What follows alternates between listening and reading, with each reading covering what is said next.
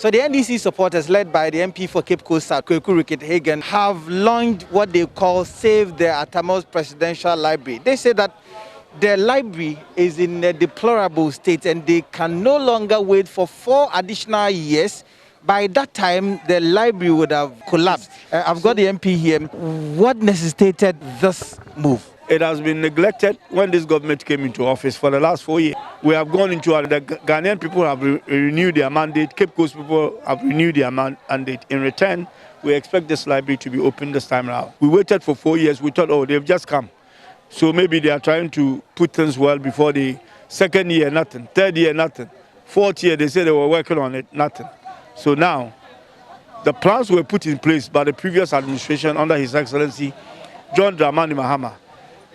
This place was built by the private sector, handed over to University of Cape Coast, which is like a quasi-government, or was meant to be handed over. Why is it that something that was handed over, the keys are still with the contractor and the contractor is demanding money? I just corrected to you that it was supposed to be handed over. That was the plan we had in place. It was announced on the day that the place was commissioned that it will be handed over.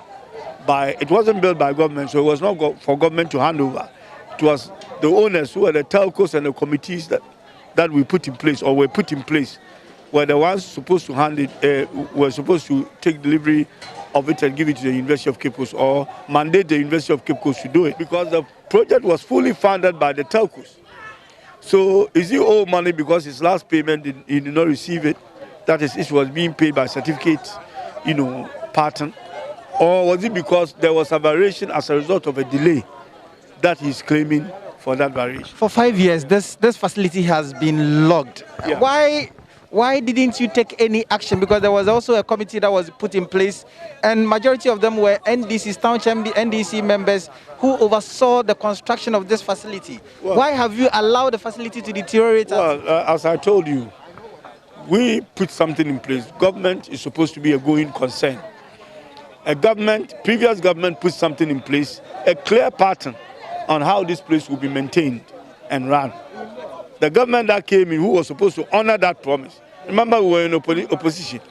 If President Mahama had said that he was going to use state resources to do maintenance here, he was not in a position to do it because he was an ex-president.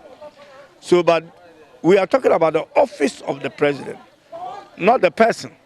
The former regional minister said that they didn't come to meet anything in the handing over notes. Well, that suggested that this thing should be... To be honest with you, the regional minister who is now outgoing or gone, I don't think he even read the handing over notes that was handed over to him when he was in office for all the 4 years that he was there. I don't think he read it because he had made several comments, not only about this place, Commando Sugar Factory and other places, which clearly tells me that what is in the handing notes, he probably never opened it. So it is not surprising that they have basically asked him to go.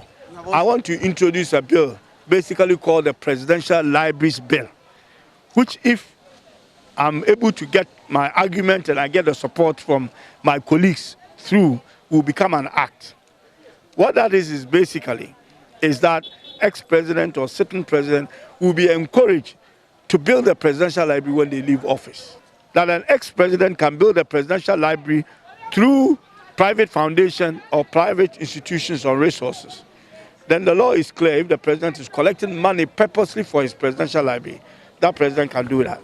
And we hope that something fruitful would come out of this.